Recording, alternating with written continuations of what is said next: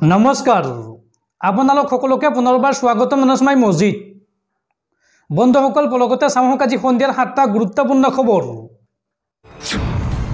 প্ৰথমটো খবৰ ৰাজ্যৰ সাধাৰণ জনতাক পুনৰ মাধমাৰ খুদাবলৈ সাজু হৈছে ৰাজ্য চৰকাৰ ৰাজ্যত পুনৰ বৃদ্ধি পাব বিদ্যুৎ মাচুল প্ৰতি ইউনিট বিদ্যুতৰ বিপৰীতে 1 টকা 29 পইচাকৈ বৃদ্ধিৰ প্ৰস্তাৱ বিদ্যুৎ নিয়ামক আয়োগ পৰৱৰ্তী খবৰ ৰাজ্যত পুনৰ এনকাউণ্টাৰ এইবাৰ আলফাৰ সন্দেহত প্ৰাঞ্জল দাস নামৰ এগৰাকী যুৱকক এনকাউণ্টাৰ আৰক্ষীৰ বাইহাটা চাৰিআলিৰ হালমৰাত আৰক্ষীৰ এনকাউণ্টাৰ প্ৰাঞ্জল দাসক এনকাউণ্টাৰ আৰক্ষীৰ বাইহাটা চাৰিআলিৰ হালমৰাত আৰক্ষীৰ এনকাউণ্টাৰ আলফাৰ লিংমেনৰ সন্দেহত প্ৰাঞ্জল দাস ওৰফে ভেলক এনকাউণ্টাৰ আৰক্ষীৰ জিম্মাৰ পৰা পলাই যাবলৈ বিচাৰিছিল প্ৰাঞ্জল আৰু প্ৰাঞ্জলক ৰোধিবলৈ আৰক্ষীয়ে চলাবলগীয়া হয় বন্দুক আৰু গুলিবিদ্ধ প্ৰাঞ্জল দাসৰ ঘৰ ৰঙিয়াত পৰৱৰ্তী খবৰ আজি খ্ৰীষ্টান ধৰ্মীয় লোকসকলৰ পবিত্ৰ উৎসৱ বৰদিন আৰু আজিৰ দিনটোত যীশুখ্ৰীষ্টৰ জন্মভূমিত পালন কৰা হোৱা নাই বৰদিন কিন্তু কিয় চাওঁ আহক বিশ্বৰ চুকে কোণে এতিয়া বৰদিনৰ আনন্দ সকলোফালে যীশুৰ জন্মদিনক লৈ চলিছে ব্যাপক আয়োজন কিন্তু এই পাৰ ভগা উল্লাসৰ মাজতে খোদ যীশুৰ জন্মভূমি বেথেলহামত নাই কোনো আনন্দ চাৰিওফালে কেৱল নিমাওমাও পৰিৱেশ নাই খ্ৰীষ্টমাছ ট্ৰি নাই কোনো আনন্দ গাজাত হামাছৰ বিৰুদ্ধে ইজৰাইলে চলোৱা যুদ্ধৰ বাবে বেথেলহামত এইবাৰ খ্ৰীষ্টমাছ পালন বন্ধ কৰি দিছে ইজৰাইল চৰকাৰে 7 অক্টোবৰৰ পৰা দক্ষিণ ইজৰাইলত হামাছৰ আক্ৰমণ আৰু তাৰ পিছত গাজাত ইজৰাইলৰ সামৰিক আক্ৰমণ আদি ইয়াৰ পাছত এতিয়া ধ্বংসস্তূপত পৰিণত হৈছে ইজৰাইল আৰু গাজা যাৰ বাবে এইবাৰ বেথেলহামত নাই কোনো আনন্দ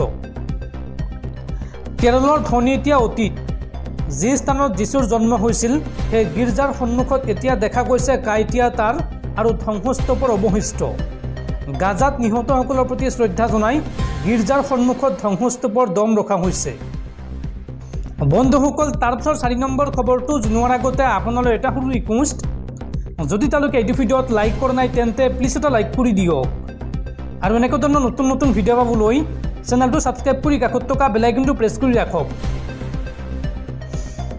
পৰৱৰ্তী খবৰ দেশত পুনৰ ভয়ংকৰ গতিত বৃদ্ধি পাইছে কৰোনাৰ সংক্ৰমণ আৰু বিগত 24 ঘণ্টাত কোভিডৰ নতুন ভেৰিয়েণ্টত আক্ৰান্ত হৈছে 656 জন লোক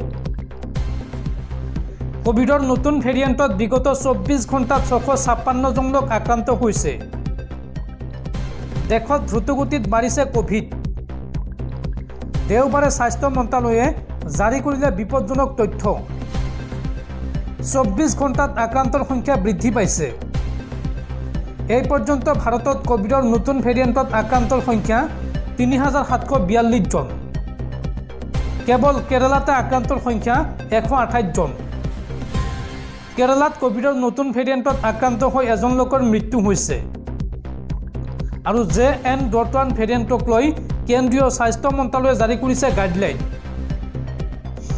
পৰৱৰ্তী খবৰ গেছ চিলিণ্ডাৰক লৈ ডাঙৰ খবৰ যদি আপুনি এইটো কাম কৰা নাই তেন্তে 5 দিনৰ পিছত আপুনি নাপাব চিলিণ্ডাৰৰ সাবসিডি আপোনাৰ হাতত মাত্ৰ আছে 5টা দিন অতি গুৰুত্ব সহকাৰে লওক এই খবৰ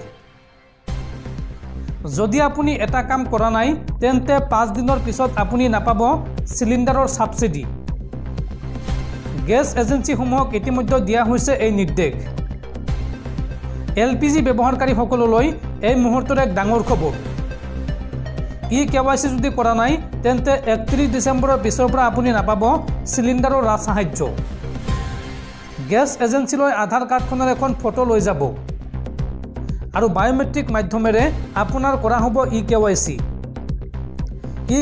নকৰিলে 31 ডিসেম্বৰৰ পৰা আপুনি লাভ নকৰিব চিলিণ্ডাৰৰ সাহায্য আৰু এই সন্দৰ্ভত অধিক তথ্য জানিবলৈ আপোনাৰ সমীপৰ গেছ এজেন্সিৰ সৈতে যোগাযোগ কৰক পৰৱৰ্তী খবৰ ৰাজ্যত পুনৰ সংঘটিত হৈছে এক ভয়ংকৰ ঘটনা একেলগে 3 গৰাকী সপ্তম শ্ৰেণীৰ ছাত্ৰীৰ বিষপান কৰি আত্মহত্যা এই ভয়ংকৰ ঘটনা সংঘটিত হৈছে অসমৰ বাক্সা জিলাত বাক্সাৰ কালাপানীত 3 ছাত্ৰীৰ একেলগে বিষপান কৰি আত্মহত্যাৰ ঘটনা সংঘটিত হৈছে আজি পুনৰ এগৰাকী ছাত্ৰীৰ মৃত্যু হৈছে। গুৱাহাটীৰ এখন ব্যক্তিগত চিকিৎসালয়ত মৃত্যু হৈছে ছাত্ৰীগৰাকীৰ। চিকিৎসাধীন অৱস্থাতে মৃত্যু হয় নাছিমা পাৰবিনৰ। তিনিগৰাকী ছাত্ৰীয়ে টিউচনলৈ আহি একেলগে সেৱন কৰিছিল বিষাক্ত কীটনাশক দ্ৰব্য। প্ৰগতি জাতীয় বিদ্যালয়ত সপ্তম শ্ৰেণীত অধ্যয়নৰত আছিল এই তিনিগৰাকী ছাত্ৰী। আৰু শিক্ষকৰ মানসিক অত্যাচাৰত চৰম সিদ্ধান্ত বাছি লোৱাৰ অভিযোগ পৰিয়ালৰ। এই ঘটনাৰ 3 দিন পাছতে মৃত্যু হৈছিল এগৰাকী ছাত্ৰীৰ। পৰৱৰ্তী খবৰ, আপোনাৰ হাতত মাত্ৰ 5 দিন। 31 ডিচেম্বৰৰ পূৰ্বে আপুনি কৰিব লাগিব 5টাকৈ গুৰুত্বপূৰ্ণ কাম। কি কাম কৰিব লাগিব চাওঁ আহক। আপোনাৰ হাতত মাত্ৰ 5 দিন। 31 ডিচেম্বৰৰ পূৰ্বে কৰক এইকেইটা কাম। 31 ডিচেম্বৰত শেষ হৈ পৰিব এইকেইটা কামৰ সময়সীমা। কি কাম কৰিব লাগিব আৰু কি কামৰ শেষ সময়সীমা বা লাষ্ট ডেট 31 ডিচেম্বৰ চাওঁ আহক। ইনকাম টেক্স ৰিটাৰ্ণ ফাইল কৰাৰ সময় 31 ডিচেম্বৰ। আৰু এই সময় পাৰ হ'লেই আপুনি ভৰিব লাগিব জৰিমনা। 31 ডিচেম্বৰৰ পৰা বন্ধ হৈ পৰিব আপোনাৰ গুগল পে, ফোনপে একাউণ্ট। শীঘ্ৰেই পৰীক্ষা কৰক আপোনাৰ একাউণ্ট। এবছৰ ধৰি ব্যৱহাৰ নকৰা UPI ID বন্ধ কৰাৰ নিৰ্দেশ দিয়া হৈছে। আৰু লগতে SBI অমৃত কলহত নিৱেশ কৰাৰ বাবে অন্তিম সময় 31 ডিচেম্বৰ। আৰু লগতে ডিমেট একাউণ্ট নমিনি সংযুক্ত কৰাৰ বাবে অন্তিম সময় 31 ডিচেম্বৰ। অন্যথা বন্ধ হৈ পৰিব আপোনাৰ ডিমেট একাউণ্ট। লগতে বেংক লকাৰ এগ্ৰিমেণ্টৰ বাবে শেষ সময়সীমা 31 ডিচেম্বৰ। অন্যথা খালী কৰিব লাগিব আপোনাৰ বেংক লকাৰ। যদি আপোনালোকে এতিয়ালৈকে এই কামসমূহ কৰা নাই তেন্তে অতি শীঘ্ৰেই কৰি লওক। পৰৱৰ্তী খবৰ, বাইহাটাৰ হালমাৰাত অসম আৰক্ষীয়ে এনকাউণ্টাৰ কৰা গুলীবিদ্ধ প্ৰাঞ্জল দাস জড়িত নহয় আলফাৰ সৈতে। এক বিবৃতিযোগে এই কথা প্ৰকাশ কৰিলে নিষিদ্ধ ঘোষিত উগ্ৰপন্থী সংগঠন আলফা স্বাধীনে। পৰৱৰ্তী খবৰ, ছত্তীশগড়ৰ বনাঞ্চলত পুনৰ সেনা আৰু মাওবাদীৰ মাজত ভয়ংকৰ গুলীয়াগুলী। আৰু এই সংঘৰ্ষত 3গৰাকী মাওবাদী সদস্যক গুলীয়াই হত্যা কৰে ভাৰতীয় নিৰাপত্তাৰক্ষীয়ে। নিৰ্বাচন শেষ হোৱাৰ পিছতে পুনৰ ছত্তীশগড় আৰক্ষী আৰু সেনাই মাওবাদী দমন অভিযান আৰম্ভ কৰিছে। দেওবাৰে আৰক্ষী আৰু সেনাৰ যৌথ বাহিনীয়ে ছত্তীশগড়ৰ দন্তেৱাড়া জিলাত মাওবাদী অভিযান আৰম্ভ কৰে। আৰু সেই অভিযানত কমেও তিনিজন মাওবাদী নিৰাপত্তাৰক্ষীৰ গুলীত নিহত হৈছে।